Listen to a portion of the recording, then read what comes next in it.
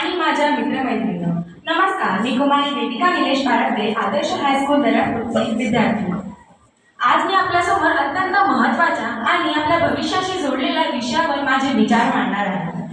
भारतीय ऊर्जा क्षेत्र 2047 भवितव्य संधी आणि आव्हाने. ऊर्जा म्हणजे केवळ वीज नव्हे, तर आपल्या घरातील दिवा, शेतीतील पंप, कारखान्यातील यंत्र आणि इंटरनेट या सर्वांच्या मागे ऊर्जा आहे. भारत 2047 मध्ये आपल्या स्वातंत्र्याची 100 वर्ष पूर्ण करेल. त्यावेळी भारत विकसित आणि आत्मनिर्भर राष्ट्र बनण्याचे स्वप्न आपण पाहत आहोत. आणि हे स्वप्न साकार करण्यासाठी सुरक्षित ऊर्जा, स्वच्छ ऊर्जा आणि आत्मनिर्भर ऊर्जा हे गरजेचे आहे. Energy can neither be created nor be destroyed. It is converted from one form into another. ऊर्जा ही तयार केली जात नाही किंवा नष्टही करता येत नाही. ती एका रूपातून दुसऱ्या रूपात बदलता येते.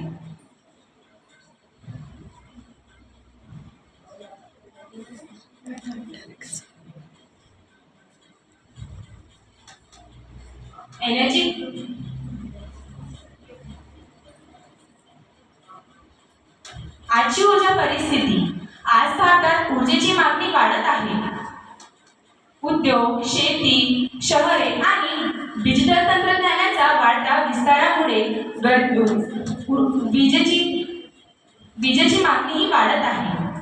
ऊर्जा वाढवायची, पण पर्यावरणाचे नुकसान कमी करायचे. त्यासाठी भारताचा ऊर्जा क्षेत्रातील विकास हा पारंपरिक ऊर्जेपासून तर स्वच्छ आणि शाश्वत ऊर्जेकडे वेगाने होत आहे. जसे सौर ऊर्जा, पवन ऊर्जा, जल ऊर्जा आणि जैवभार ऊर्जा या स्रोतांचा साठा मोठ्या प्रमाणात वाढत आहे. सौर ऊर्जा ही भविष्यात अत्यंत महत्त्वाची भूमिका बजावेल.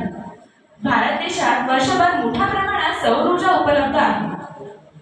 त्यामुळे घरांच्या छतांवर, शाळा व सार्वजनिक ठिकाणी रूफटॉप सोलर व कृषी पंप, मोठे सोलर पार्क्स आणि सौर ऊर्जेवर आधारित उद्योग यांचा समावेश होऊ शकतो. पवन ऊर्जा, जलविद्युत ऊर्जा आणि जैव ऊर्जा यांचा संतुलित वापर करणे ही आवश्यक आहे.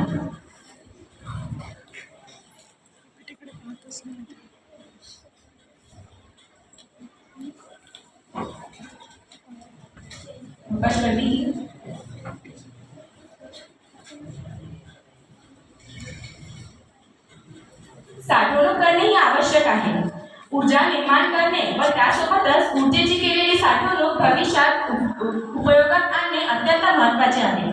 सौर ऊर्जा ही दिवसात जास्त प्रमाणात मिळते, परंतु ऊर्जेची गरज रात्रीही असते. पवन ऊर्जा व इतर ऊर्जा सतत समान प्रमाणात उपलब्ध होत नाही. म्हणूनच एनर्जी स्टोरेज ऊर्जा साठवणूक महत्त्वाचे ठरणार आहे. आधुनिक बॅटरी, पंप हायड्रो स्टोरेज आणि इतर एनर्जी साठवणूक यांच्या मदतीतून आपण अतिरिक्त ऊर्जा साठवून गरजेच्या वेळी वापर करू शकतो.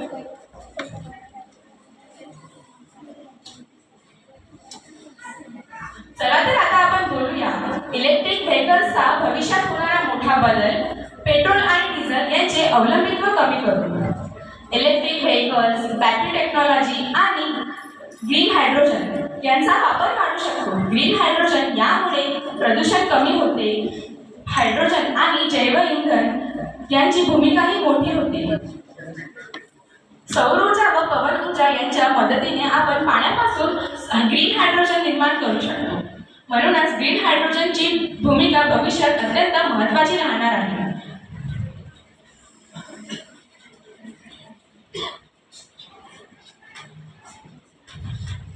अणुऊर्जा ही देशाला 24 तास सतत आणि स्थिर ऊर्जा देऊ शकते. म्हणूनच न्यूक्लिअर एनर्जी देखील भविष्याच्या भारताच्या आत्मनिर्भरतेचे मोठे पाऊल होऊ शकते.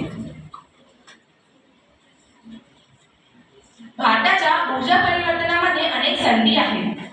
पहिली संधी ती रोजगाराची. Solar panel making, battery technology आणि स्मार्ट ग्रिड टेक्नॉलॉजी यांच्या मदतीने आपण नवीन रोजगार निर्माण करू शकतो. दुसरी संधी ती भारतीय उद्योगांची.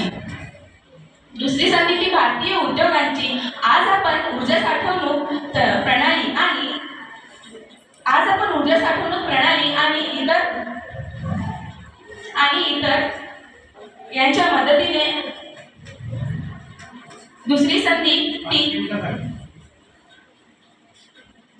सर्वात महत्त्वाची आणि मुख्य संधी म्हणजे विद्यार्थ्यांसाठी. आजचा विद्यार्थी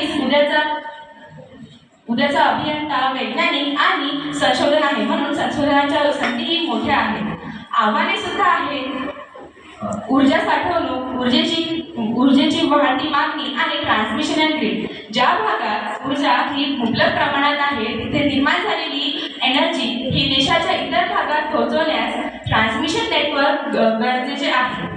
आणि सर्वात मुख्य आव्हान म्हणजे स्वच्छ ऊर्जा वाढवताना वीज सामान्य नागरिक, शेतकरी आणि उद्योगांसाठी परवडणारी राहणे आवश्यक आहे. मित्रांनो, भारत 2047 फक्त विकसित भारत नसावा.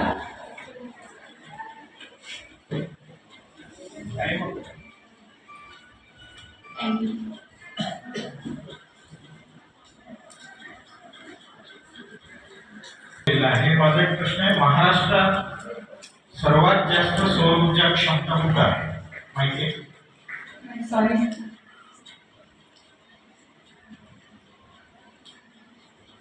तू जे म्हटलंय की बॅटरी ईव्ही रिलेटेड, तर माझा प्रश्न आहे की बॅटरीज जर नसेल आपल्याला तर how we store the electricity? Any another way to store the electricity? Without battery, with pump hydro storage. How? Means we create energy from water. But again, it has to store in the battery. But there is a concept that super capacitor. Have you heard about the super capacitor concept? No. When you search, तुझ्या नेटवर जेव्हा बघितलं असेल तेव्हा तुला आलं असेल तुला सुपर कॅपॅसिटर नाव आहे. कारण की जर बॅटरीज आहे, बॅटरी पोल्युशन तयार करते. ओके, ठीक आहे. आता जो आहे लास्ट, ऊर्जा वाचूया, स्वच्छ ऊर्जा स्वीकारूया. तू तुझ्या याच्यातनं काय करते? मी ऊर्जा वाचवते. हो, मी पंखे वगैरे बंद करते आणि इलेक्ट्रिक वाहनांचा उपयोग बरोबर करते आणि स्वच्छ ऊर्जा स्वीकारूया म्हणजे अशी ऊर्जा जी प्रदूषण करणार नाही. आणि ऊर्जा वाचवते म्हणजे मी जास्तीत जास्त सोलर एनर्जीचा वापर करते जेणेकरून इलेक्ट्रिसिटी वाचणार. ठीक आहे. Nuclear energy, living energy. Nuclear एनर्जीसाठी जो सोर्स आहे तो आपण दुसऱ्या देशातून मग तेच आपल्याला करायचं आहे 2047 पर्यंत. कसं होणार? काही काय चेंज झालं? जसे युरेनियम आहे, दुसऱ्या असा कोणता एलिमेंट आहे जो इंडियात सापडत नसेल त्याला